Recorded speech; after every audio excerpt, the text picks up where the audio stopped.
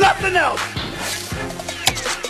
Oh, we know you're missing those guys. They'll be back in 2018, which of course we are just 4 days away from. So it seems like a good time to recap the sports world of 2017. Let's begin with the hardwood. Russell Westbrook averaged a triple-double for the season and won MVP, but his former teammate Kevin Durant took home the finals MVP and of course the Larry O'Brien.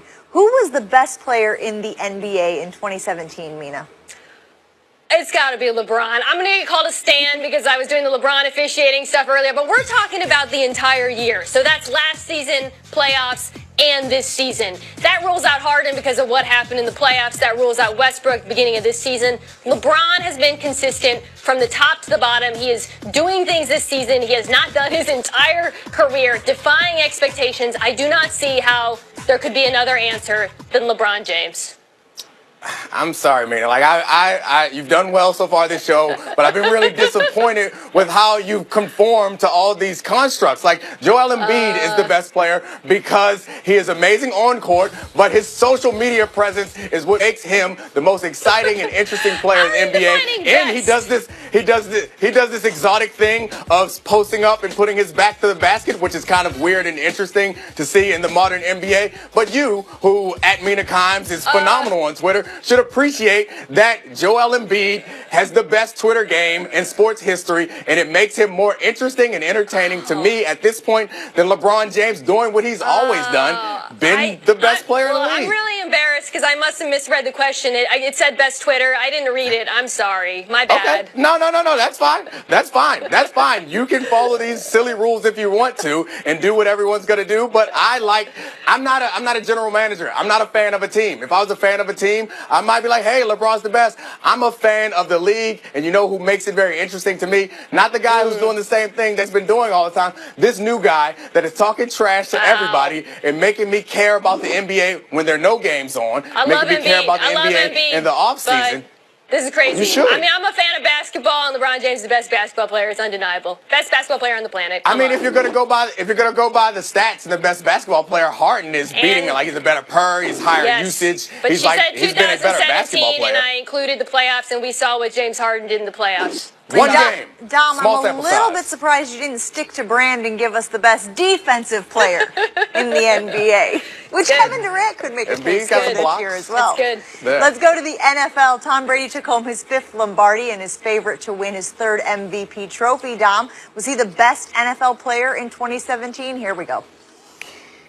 Marshawn Lattimore, Ken Crawley, cornerbacks for New Orleans have made the biggest impact. You underappreciated the corners. Their defense has been terrible for as long as you can remember. They have changed that team. It matters. I think what Kamara's doing on offense. Like, Mina, I'm so sad. Like, I thought we were going to come on here. We're going to elevate the conversation. We weren't going to do all this cliche nonsense. Like the football conversations that I have with you on our radio show or just in person when it's just you and I, they're much smarter than...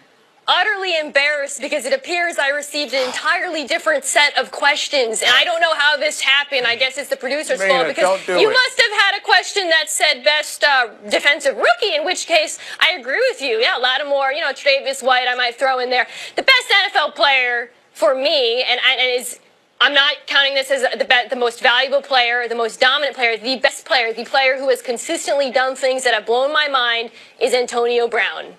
You're a big Antonio Brown fan, Dominique. How could you not agree with me there?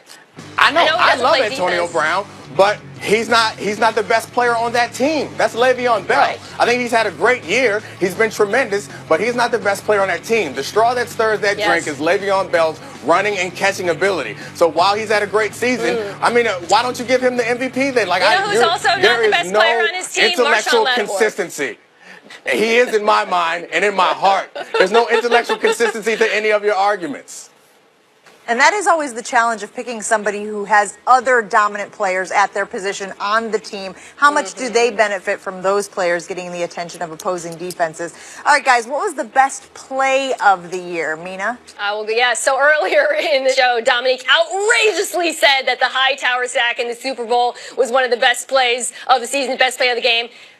It was the Edelman catch. America agrees with me. That was one of the most exciting, craziest, coolest catches I've ever seen. And it was exciting because we knew it was a catch. It was never in dispute that it was a catch, which now we know today is a rarity in the NFL. I mean, it was just so unlikely, the number of things that transpired to make that happen. And it was the defining moment of the Super Bowl, which, Dominic, you already said was the best game of 2017. I mean, Hightower's sack was more important on that game. I would say Morgan Williams' shot was a better play. But your argument that America agrees with me is terrible. I can go down a list of things just this year that America voted on, and they believe. I know.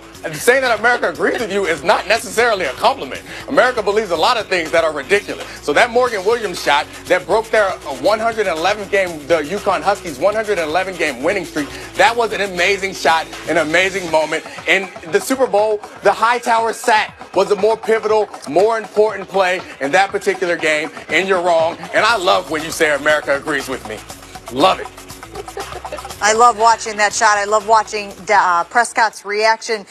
Mina, I don't know of this world that you speak of where we know definitively what a catch is. Could you welcome me in sometime? I would love to enter that realm. Nice. Thanks, guys. Appreciate your assessment of 2017's best. Sunday could be the last time.